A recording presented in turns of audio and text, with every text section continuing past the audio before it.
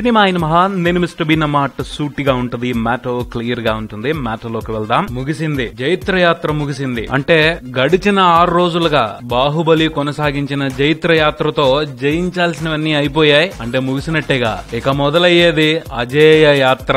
అంటే ఇకపై బాహుబలి సాధించే దానిని అందుకోవటం ఓ పట్టాన ఈజీ కాదు, మరో పెద్ద సంచలనమే జరగాలి. అప్పటి వరకు బాహుబలి సాధించేదంతా అజేయమే.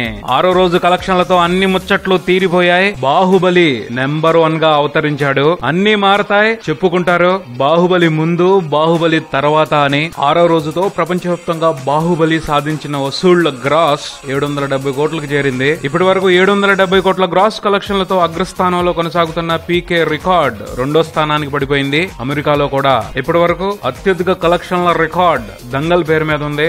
ఆ రికార్డును కూడా తన సొంతం చేసేసుకుంది బాహుబలి. అయినా ఇంకా బాహుబలి 2 అప్రతిహత విజయ పరంపర అన్ని చోట్ల కొనసాగుతూనే ఉంది. తమిళనాడులో ఫస్ట్ వీక్ గ్రాస్ రికార్డ్ ని 6 రోజుల్లోనే తన పేరు మీదకి తెచ్చేసుకున్నాడు బాహుబలి. 50 కోట్ల పైన గ్రాస్ వసూళ్లతో అక్కడి ట్రేడ్ వర్గాల్లో అమితమైన ఆనందాన్ని నింపుతుంది సినిమా. కర్ణాటక, కేరళలో అదే జోరు కొనసాగుతుంది. హిందీ వెర్షన్ 6వ రోజున నెట్ కలెక్షన్ విషయంగా 200 కోట్ల మార్కును దాటేసింది. ఓ పక్కన ఐపీఎల్ నడుస్తున్న ఆ వ్యవహారంతో తనకు సంబంధం లేనట్టు బాహుబలి కొనసాగిస్తున్న ప్రభంజనం బాలీవుడ్ స్టార్స్ ని, హిందీ ట్రేడ్ పండితుల్ని సర్ప్రైజ్ చేస్తుంది. ఇక 2 తెలుగు రాష్ట్రాల విషయానికి వస్తే 6వ రోజున కూడా ఉత్సాహవంతమైన నెంబర్సే నమోదయ్యాయి. 2 స్టేట్స్ లో 6th డేన సినిమా 9 కోట్ల షేర్ కలెక్ట్ చేసింది. దాంతో 6 రోజుల మొత్తం 109 కోట్లకి చేరింది. ఆల్రెడీ ఈస్ట్ వెస్ట్ డిస్ట్రిక్ట్స్ లో డిస్ట్రిబ్యూటర్స్ ప్రాఫిట్ జోన్ లోకి ఎంటర్ అయ్యారు. నైజాం సహా మిగతా ఏరియాల్లో బ్రేక్ ఈవెన్ వైపు కలెక్షన్లు దూసుకొస్తున్నాయి. ఫ్రైడే, సాటర్డే కలెక్షన్లతో 2 తెలుగు రాష్ట్రాల్లోని అన్ని ఏరియాల్లో